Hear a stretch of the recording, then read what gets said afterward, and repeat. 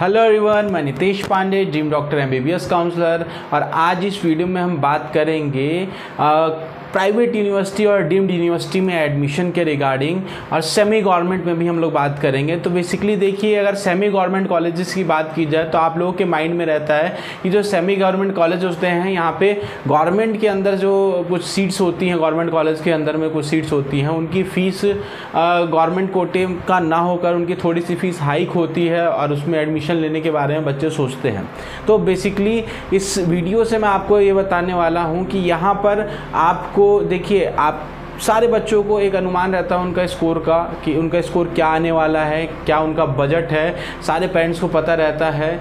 तो अब बजट के अकॉर्डिंग आप जो काउंसलिंग कर रहे हैं उसमें कैसे आपको हेल्प मिल सकता है, किस स्कोर पे क्या आपका क्राइटेरिया आया हुआ है, किस स्कोर में आपको कहाँ क्या बजट मिलने वाला है, इस वीडियो में हम बात करेंगे उसी के रिगार्डिंग। तो मैंने एक चार्ट बनाया हुआ है जिसमें मैंने 5 कैटेगरी बनाई हैं, जिसमें आपको हर एक स्कोर से लेकर किस फीस में आपका एडमिशन हो पाएगा, किस फीस में नहीं हो पाएगा, वो सारी डिटेल्स यहाँ पे लिखी हुई हैं। यहाँ पे मैं दर्शा रहा हूँ आपको, वहाँ पे मैं बता रहा हूँ, जिसमें आपको एक अंदाज़ा लग जाएगा कि मेरा अगर ये स्कोर है, मेरा अगर 600 स्कोर है, या मेरा 500 स्कोर है, या मेरा 400 स्कोर है, तो क्या बजट होगा और किस तरह से हम काउंसलिंग करें जो उस बजट में आपको कॉलेज मिल पाए। क्योंकि देखिए, काउंसलिंग की भी तरीके होते हैं।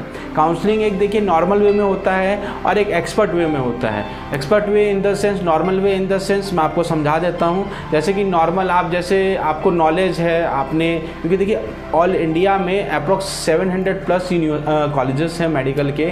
अब 700 कॉलेजेस के बारे में अगर आपको आइडिया है तो हो जाता है वो एक्सपर्ट काउंसलिंग। और अगर मान लीजिए आपने पहले से अपना एक क्राइटेरिया बना रखा है कि मेरे 4-5 कॉलेजेस हैं, 10 कॉलेजेस हैं, 20 कॉलेजेस हैं, आपने उसके बारे में नॉलेज दे रखा है, तो नॉर्मल काउंसलिंग हो गया। जैसे कि क्योंकि आपको पूरे ऑल ओवर इंडिया के कॉलेजेस के कट ऑफ के बारे में अगर ज्ञात है तो अच्छी बात है, अगर नहीं है तो आप नॉर्मल काउंसलिंग, यानी कि आपको जो भी आपके कॉलेजेस होंगे, जो भी आपने जिनके बारे में सोचा होगा, या जिन कॉलेजेस में आपको एडमिशन लेना है, उनका पहले से ही आप क्राइटेरिया भाप रखा होगा, तो वो हो गया एक नॉर्मल वे। तो काउंसलिंग के 2 तरीके होते हैं जो मैं आगे आपको बताऊंगा, और उसका बहुत इफेक्ट पड़ता है, उसका आपके बजट पे बहुत इफेक्ट पड़ता है, वो भी मैं आपको इस वीडियो में बताऊंगा। तो चलिए हम स्टार्ट करते हैं कैटेगरी 1 से। तो देखिए, कैटेगरी 1 में जो है मैंने एक स्कोर आंकलन किया है, जैसे कि 600 से 500 के बीच में आपका अगर स्कोर है, तो आप प्राइवेट यूनिवर्सिटी अगर यहाँ पे खोज रहे हैं, तो अगर नॉर्मल वे में अगर आप काउंसलिंग करेंगे और एक्सपर्ट वे में काउंसलिंग करेंगे, तो उसमें क्या डिफरेंस होगा वो भी मैं इसमें आपको बताऊंगा। तो मान लीजिए आपका 600 या 500 के बीच में आपका स्कोर आ रहा है, तो आपका जो बजट है, नॉर्मल वे से अगर आप कॉलेज ढूंढिएगा, ठीक है, किसी भी कॉलेज में काउंसलिंग अटेंड कीजिएगा, तो वहाँ पर आपको चुनिंदा आपको कॉलेजेस का आइडिया होगा कि मेरा कॉलेज यहाँ पर है, और उसका जो बजट अराउंड होगा वो 55 to 65 लाख रुपीज़ होगा आपका नॉर्मल वे से अगर काउंसलिंग करते हैं, जिसकी जो फीस होगी आपकी 12 से 14 लाख रुपए पर ईयर आपकी फ़ीस होगी प्राइवेट यूनिवर्सिटी में। और अगर आप एक्सपर्ट वे में, मतलब आपको हर एक कॉलेज का आइडिया है, और अगर आप खुद से काउंसलिंग कर रहे हैं और हर एक कॉलेज के बारे में आइडिया लेके चल रहे हैं, तो आप अपना यहाँ पे 10 लाख रुपए तक बचा सकते हैं। जो फीस आपको 55 से 65 लाख रुपए आप 4.5 साल में खर्च कर रहे हैं, वही आपको 45 से 50 के बीच में आप यहाँ पर अपना एडमिशन करा सकते हैं, अगर आपको पूरी काउंसलिंग का एक अंदाज़ा है तो यहाँ पर आपको 10 से 12 लाख रुपए पर ईयर जाएगा, और नॉर्मल वे में अगर आप जाते हैं तो 12 से 14 लाख रुपए पर ईयर, यानी कम से कम आपका 10 से 12 लाख रुपए, 15 लाख रुपए सेविंग हो सकता है। आपके काउंसलिंग के ऊपर डिपेंड करता है। तो ये एक मिनिमम बजट है, जो कि आपका फर्स्ट 600 से 500 के बीच में अगर आपका स्कोर आता है, तो आप लेने के लिए एडमिशन 45 से 50 लाख में भी एडमिशन ले सकते हैं, और 65 से 70 के बीच में भी एडमिशन ले सकते हैं। वो डिपेंड करता है आपके ऊपर, है ना। और उसके बाद फिर डीम्ड कॉलेजेस की बात करते हैं। यही स्कोर के अगर डीम्ड यूनिवर्सिटी में अगर आप एडमिशन लेते हैं, तो आपका डीम्ड स्कोर में एडमिशन इस स्कोर पे 600 से 500 के बीच में अगर स्कोर आप लेके आते हैं, तो आपका डीम्ड यूनिवर्सिटी में आपका अप्रोक्स 70 लाख के बीच में आपका बजट जाने वाला है। क्योंकि डीम्ड यूनिवर्सिटी जो होती है उसकी जो फीस है वो पहले से ही काफ़ी हाई होती है, बट अगर आपका स्कोर अच्छा है तो आपको कम फीस वाले भी कॉलेजेस मिल सकते हैं काउंसलिंग के थ्रू। तो यहाँ पर आपका जो बजट है 16 लाख रुपये ईयर ईयरली पड़ जाता है। और एक बात मैं आपको और बता दूं, बहुत सारे लोग होते हैं जो कहते हैं कि हम यहाँ एडमिशन करा देंगे, इस कॉलेज में एडमिशन करा देंगे विदाउट काउंसलिंग के। बहुत सारे अभी भी अफवाहें चल रही हैं, तो इस चीज़ का आप ध्यान रखिएगा। इंडिया के अंदर विदाउट काउंसलिंग एक स्टेप भी आप आगे नहीं बढ़ सकते हैं। इंडिया के अंदर जो है अब विदाउट काउंसलिंग ना आप मैनेजमेंट सीट उठा सकते हैं, ना काउंसलिंग से आप जा सकते हैं, काउंसलिंग के बिना जा सकते हैं, और आप ना NRI कोटा में जा सकते हैं। तो इस चीज़ का खास ध्यान रखिए आप लोग कि आप लोगों को अगर एडमिशन लेना है तो वो काउंसलिंग के थ्रू ही लेना है, चाहे वो जस्ट क्वालिफाई स्कोर पे हो, चाहे आप रैंक के टॉपर हो। तो सेकंड क्राइटेरिया की बात हम करेंगे। सेकंड क्राइटेरिया जो मैंने यहाँ पे रखा हुआ है 500 to 400 स्कोर का रखा हुआ है, जिसमें कि अगर आपका स्कोर 400 से 500 के बीच में आता है तो आपका जो बजट है नॉर्मल वे में वो पड़ जाता है अप्रोक्स आपका 65 से लेकर के 70 के बीच, 65 से लेकर 70 लाख के बीच में। और आप अगर एक्सपर्ट काउंसलिंग के थ्रू जाइएगा तो वही आपका पैकेज पड़ जाता है 55 लाख से लेकर के 60 लाख के बीच में। तो यहाँ पर आपको फ़र्क दिखाई देगा, क्योंकि आपको हर एक चीज़ का नॉलेज है। अगर आपको नॉलेज है तो आप अपने पैसे खुद बचा सकते हैं, और अगर आपको नॉलेज नहीं है तो आप किसी भी तरह से कोई सहायता ले सकते हैं, कहीं से काउंसलिंग करा सकते हैं। बट काउंसलिंग ऐसी जगह से कराइए जहाँ पे आपको काउंसलिंग कराने का प्रॉफिट मिले, एक अमाउंट आप बचा पाएँ अपना। क्योंकि देखिए काउंसलिंग ही एक ऐसा मात्र तरीका है जिसमें आप 2 रुपये बचा भी सकते हैं, 2 रुपये गवा भी सकते हैं। तो इस चीज़ का खास ध्यान रखिए।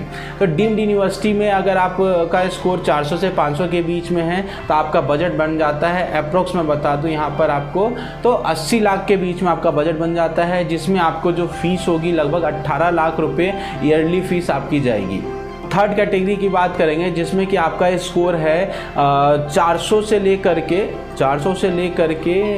250 तक, 400 से लेके 250 तक आपका स्कोर अगर आता है या 260 तक स्कोर आता है तो आपका जो एक फिक्स बजट होता है लगभग आपका ईयरली का जो खर्चा आएगा वो आएगा लगभग आपका 75 लाख से लेके 85 लाख 90 लाख तक का आपका जो है बजट यहाँ पे जाने वाला है। आप 400 से 250 के बीच में अगर आपका स्कोर आता है तो आपको इतना बजट चला जाता है 75 से लेके 85 तक का।